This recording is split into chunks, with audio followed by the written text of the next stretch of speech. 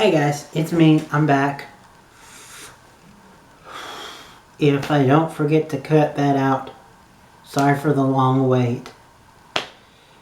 If you notice with my Supergirl review, it started off a little fuzzy. It's this camera. Sorry. Anyway. Also, really quickly, another apology. Sorry this is going out so late. I actually did manage to get to see it on time, and I did remember about it this time. But combination of it being back to back with Flash, and then having to do other stuff in real life, it took a while for me to do this.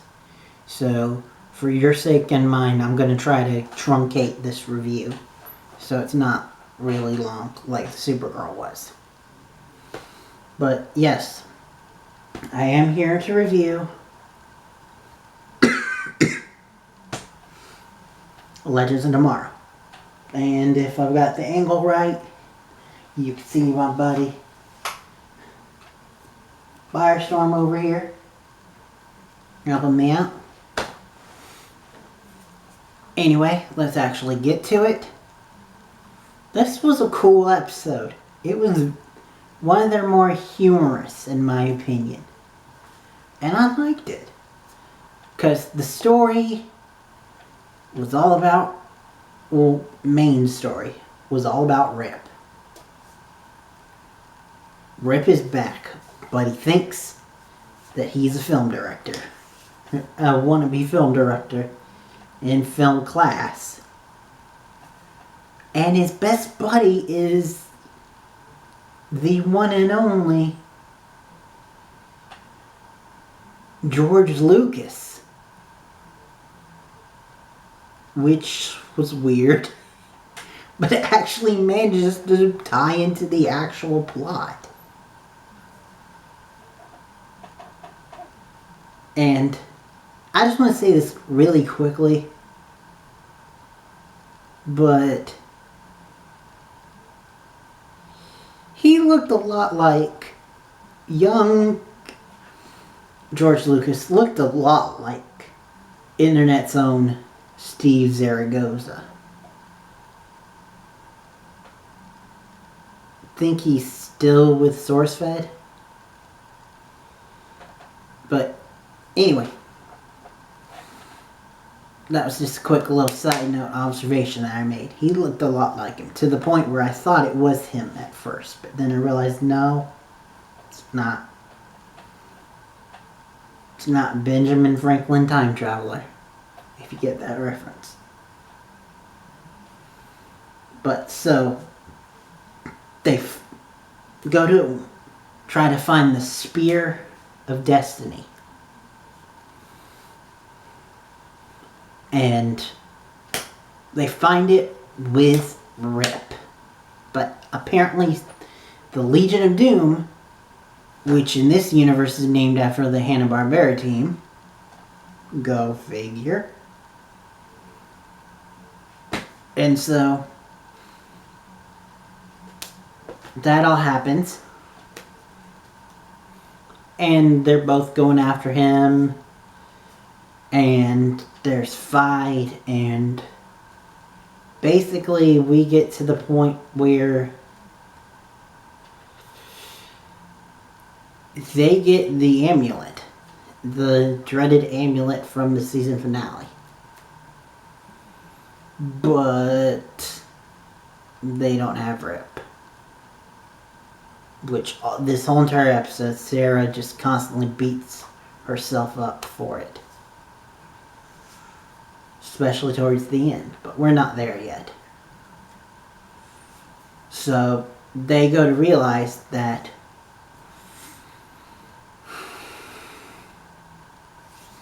in a way to, I guess, protect the Spear and also himself, because he doesn't want to be in the ship for 50 years.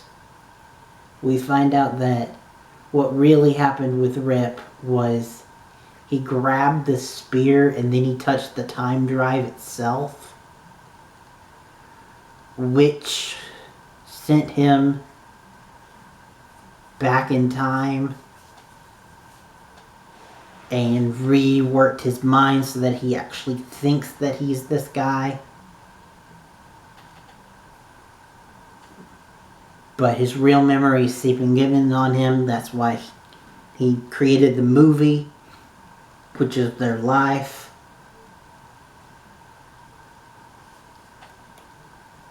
They even have versions of themselves, like, what did they say her name was? Hendra and Max. And so they go get Rip, but he doesn't have the Spear of Destiny.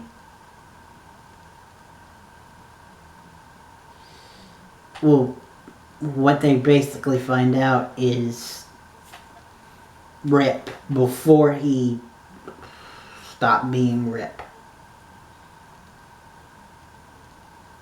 in essence, split up the spear and sent different shards to different times, which that's clear that that's going to be the MacGuffin for the whole season.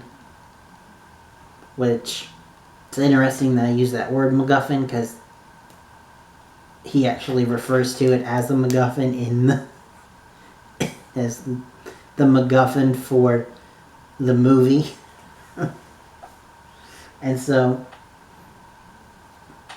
then through series of events,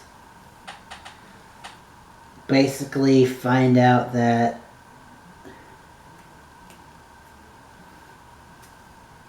they get the piece of the spear and the amulet, but they lose Rip.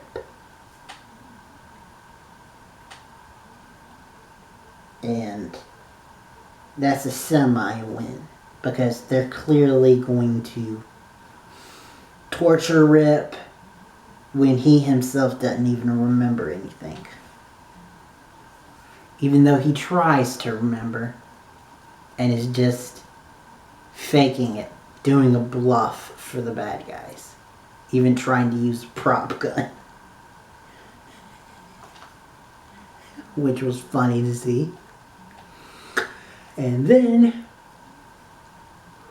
that was the A plot, which was really cool because it mostly focused on Jax and Sarah doubting herself as a leader, and Jax building her up, which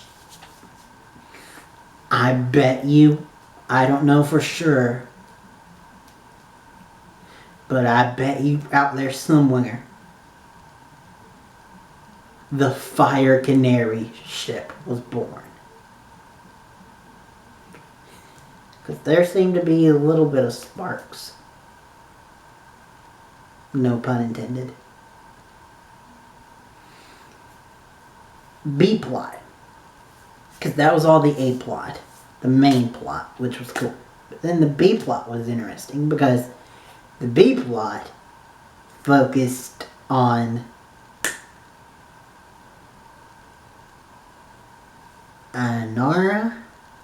Ayara, Grandma Vixen, Steel, and Ray. Where they find out that because they were trying to help Rip and the Legion of Doom happened and they fought each other, George Lucas got scared. He got scared shitless and said, "Fuck it, I'm done. No more movies, no more anything. I'm quitting film school. I'm going back to be a real estate agent." And so, lo and behold, Star Wars inspired Rey to become a scientist, and Raiders of the Lost Ark inspired Steel to become a historian. Which means, slowly over the episode, forgetting their scienciness. To the point where, right before they convince him to go back to film school, they've lost their powers. This was an unintentionally big aberration. Which leads to Sarah saying something to the line of, let me get this straight, because a movie director quit directing, I lost my scientist and historian.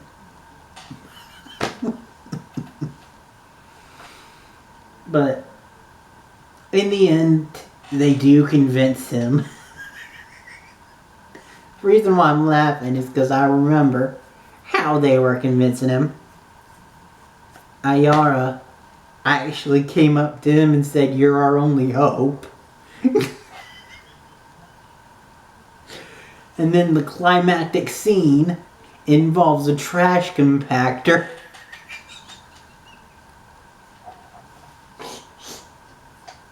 Which, if you don't get those references, shame on you turning your geek card.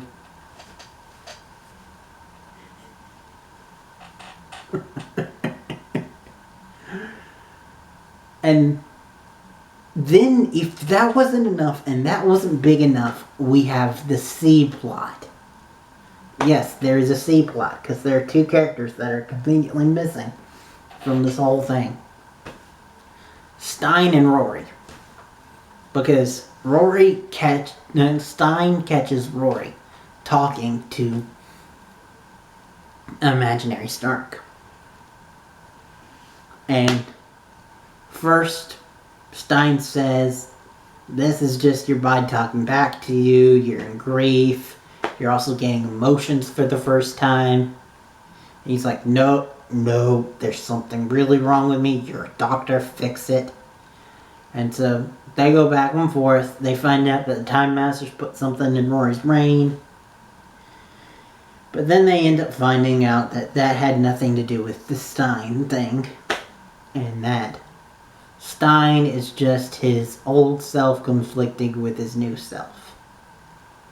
Which I even read an interview, and the creator said that the reason why they put that in there was so that it can be a softer transition into the eventual fourth member of the Legion of Doom. Which, for those who don't know, spoiler alert, it's a younger Snark. But anyway, that was the episode. Hopefully I didn't go on for too long. Like I said, it was a very enjoyable, joyous episode. It had its moments and it had its bad moments, and it was a little hokey at times. To the whole fact that the climactic scene involved a kind of Peter Pan Tinkerbell-esque scene. Which, if you watch the episode, you know what I mean. Clap if you believe. Type thing. But overall, it was an enjoyous ride.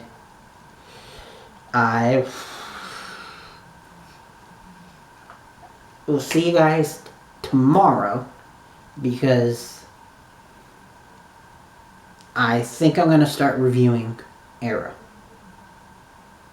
But anyway, till then, see ya, bye.